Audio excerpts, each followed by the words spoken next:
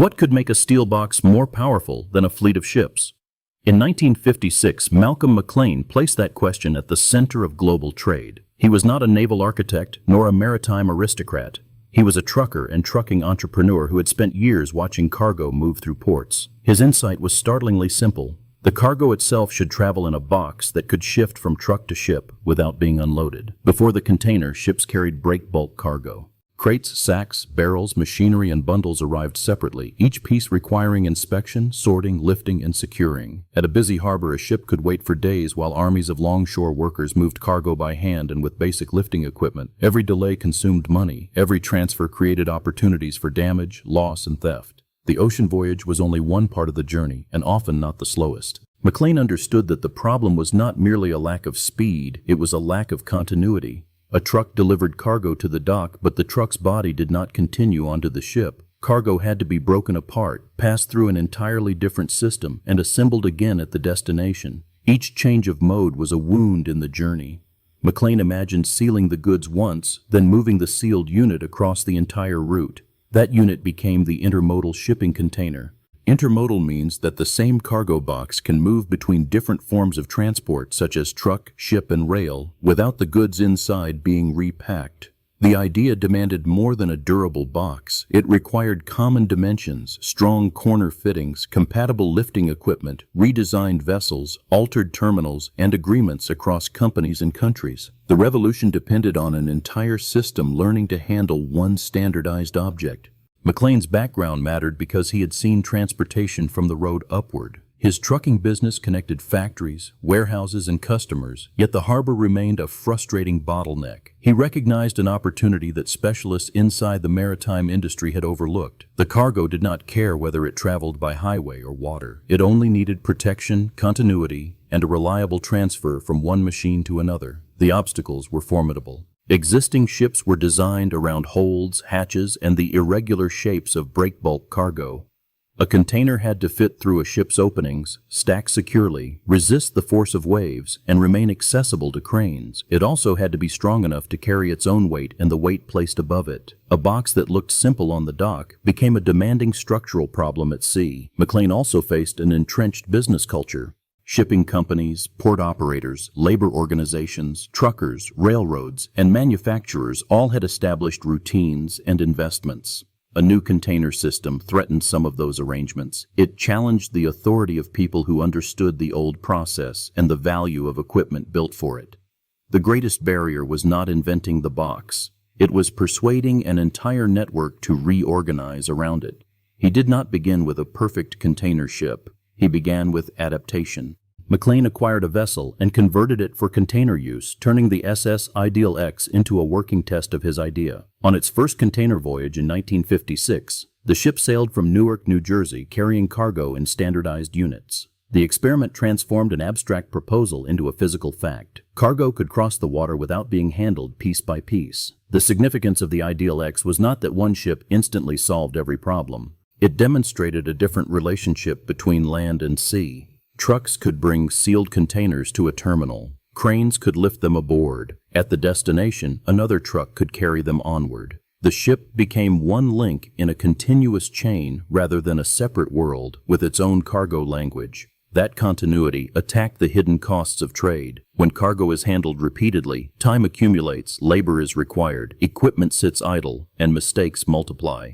When cargo remains sealed inside a sturdy container, those interruptions diminish. Loading becomes a coordinated mechanical operation instead of a prolonged manual puzzle. Ships spend less time waiting beside piers and more time carrying goods between ports. The effect reached far beyond the harbor. Manufacturers could plan longer supply chains with greater confidence. Retailers could draw products from distant regions. Agricultural goods, machinery, textiles, and countless other commodities could travel through a more predictable network. The container did not create international commerce by itself, but it changed the economics of distance. Places once separated by expensive, uncertain transport became more closely connected. Yet the new system did not spread simply because it was clever. It required standardization. If every shipping line used containers with different dimensions or lifting points, the supposed efficiency would disappear at the next port. Shared standards allowed cranes, ships, railcars, and trucks to work together. The container's power came from being ordinary enough to fit a worldwide system and strong enough to survive it. That is an important distinction. McLean's genius was not only the physical object, it was the recognition that transportation could be designed as an integrated process. The box was the visible invention, but the deeper innovation was compatibility. A single standardized unit could pass through many private businesses and public infrastructures while remaining legible to all of them. The transformation also carried a human cost. Containerization reduced the need for traditional cargo handling labor and weakened the role of many old waterfront jobs. Ports that had once stood close to city centers required vast areas for storage, rail connections, and truck access. Some harbors adapted, others lost their importance. The same system that created efficiency and new opportunities also disrupted communities whose skills had been built around the earlier method. For McLean, the achievement required more than technical confidence. He had to risk capital, defend an unfamiliar strategy, and endure resistance from people who understood the old system as both livelihood and institution. His wager was especially bold because the benefits of containerization depended on adoption beyond his own company. A container on one ship was an experiment. Containers accepted across ports and carriers could become infrastructure. That distinction explains why the revolution unfolded through networks rather than through a single dramatic launch. Terminals had to acquire specialized cranes. Roads and rail lines had to connect with new port layouts.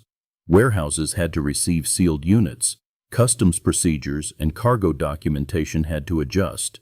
Each improvement made the next one more worthwhile. Adoption gathered force as the system became easier to join. The port itself changed character. Instead of a crowded shoreline where workers sorted thousands of individual pieces, the modern terminal became a landscape of stacked steel units, towering cranes, lanes of trucks, and precise scheduling. The spectacle could appear almost impersonal, but behind that mechanical order stood a profoundly human achievement. People had converted a chaotic sequence of handoffs into a common language of movement. That language helped reshape the geography of industry. A factory no longer needed to be near its customers if dependable transport could connect them. A port did not need to remain a dense urban marketplace. It could expand outward and specialize in rapid transfer. Production, storage, and distribution could be separated across regions and continents. The container made distance more manageable, and that changed the decisions made by businesses and governments. The modern global economy rests on many inventions, from engines and railways to telecommunications and computerized logistics. The container belongs among them because it removed friction from an enormous physical process. It did not make geography disappear. It made geography easier to coordinate. Goods still had to cross oceans, clear borders, and reach buyers, but the journey became more standardized, measurable, and dependable. Its influence can be felt in an unexpected place. The design of future systems. Standardized containers encouraged ports to automate, ships to grow, railroads to specialize, and logistics networks to exchange information more precisely. Once the world agreed on a common unit, machines and procedures could be designed around it. A humble box became a platform for further innovation. The deeper lesson is that transformative inventions often hide in plain sight. A container has no engine, no moving parts, and no dazzling mechanism. Its brilliance lies in what it prevents: repeated unpacking, repeated sorting, repeated negotiation, and repeated delay. McLean saw that a system might advance not by making every step more complicated, but by eliminating unnecessary steps altogether. That insight also reveals why invention is rarely a solitary act, even when one person receives the credit. McLean supplied the vision and the gamble, but engineers, dock workers, shipbuilders, crane designers, railroad operators, and standards makers made the system workable. The revolution emerged from coordination. One person identified the bottleneck. Many people learned how to remove it. There is an almost poetic reversal in the story. The shipping container was designed to make cargo anonymous, protected from the confusion of individual handling. Yet, its standard form gave global trade a new identity. Behind every sealed box remained a human chain of farmers, machinists, drivers, dock workers, sailors, planners, and customers. The container concealed the contents, but it revealed the architecture of interdependence. The consequences are not uniformly benign. Global trade can distribute opportunity, but it can also intensify competition, strain communities, and lengthen supply chains far beyond ordinary visibility.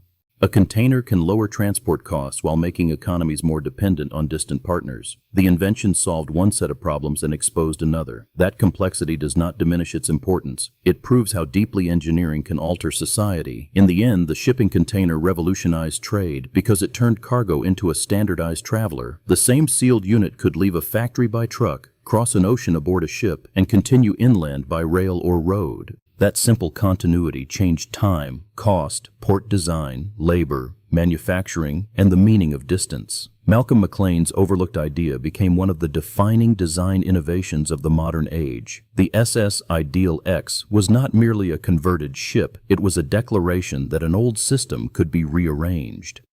In 1956, a steel box began a journey from Newark, New Jersey, and the world's trade routes started to acquire a new rhythm. The container's triumph came from disciplined simplicity. It did not conquer global commerce through spectacle. It prevailed because it made cooperation easier, transfers faster, and long-distance movement more predictable. An audacious idea became tangible reality, then infrastructure, then habit. That is how inventions reshape history, not always with a roar, but with a form so practical that the world gradually reorganizes itself around it.